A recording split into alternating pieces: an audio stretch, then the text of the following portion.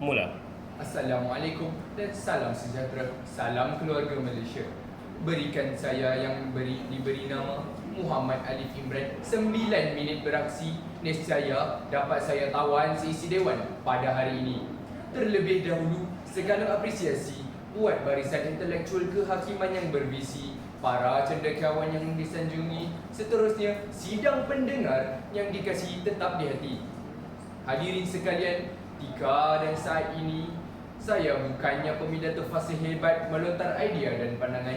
Saya cumalah insan yang biasa yang terpanggil ke atas pentas ini untuk merungkai serta memperincikan komponen-komponen mauduk diskusi kita pada hari ini ialah belia cemerlang negara terbilang.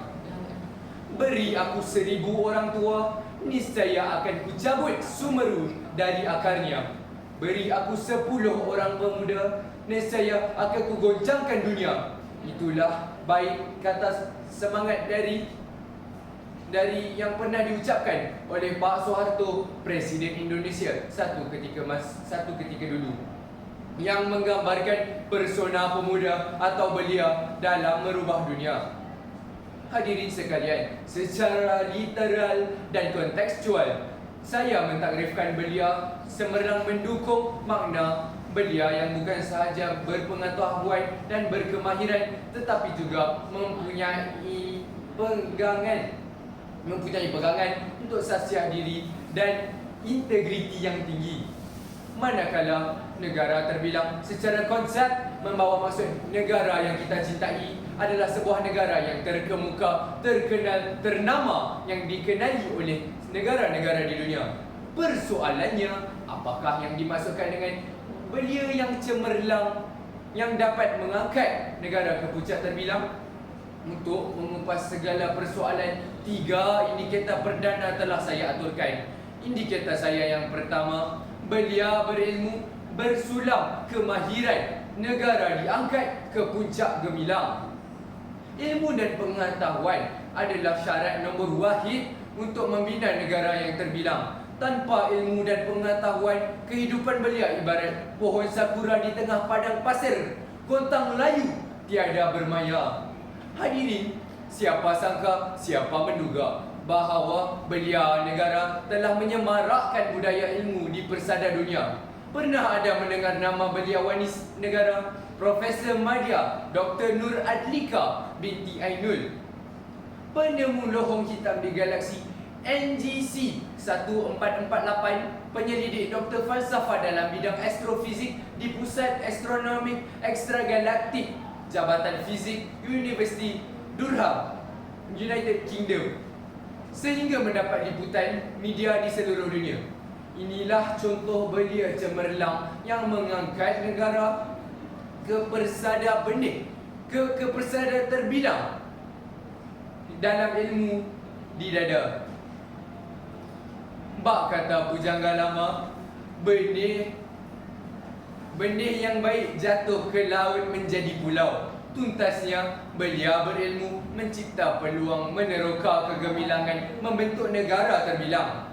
Hadirin yang dimuliakan, indikator kedua saya ini, indikator yang saya raka memanjangkan diskusi belia bersahsiah, unggul citra negara terbilang.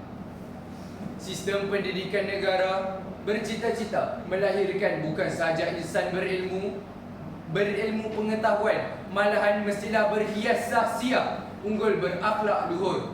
Bak kata bijak pandai, adab mendahului ilmu. Hadirin yang mulia, sahsiah unggul merupakan aset negara. Malahan Rasulullah diutus antara lain bertujuan menyempurnakan akhlak mulia manusia.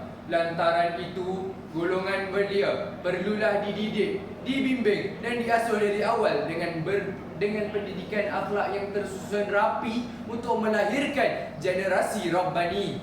Marilah kita ambil contoh. Adakah hadirin mengenali Allahyarham Ahmad Ammar bin Ahmad Azam? Beliau merupakan seorang tokoh muda yang menabur bakti dalam pelbagai program khidmat masyarakat di pelbagai negara. budinya mengharum mekar di serata pelosok dunia. Malahan kematiannya pasti dicemburui oleh ribuan insan kerana telah memberikan penghormatan kepada jasadnya untuk disolatkan di Masjid Ayub Sultan dan dikebumikan di perkuburan Ayub yang menempatkan jasad lebih 60 sahabat Rasulullah.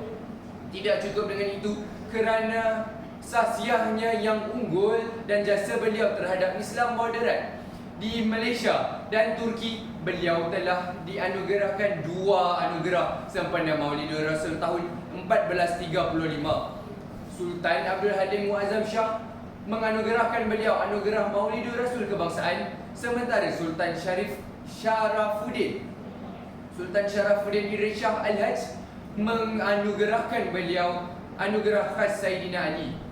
Telah terang lagi bersuluh, beliau cemerlang seperti Ahmad Amar.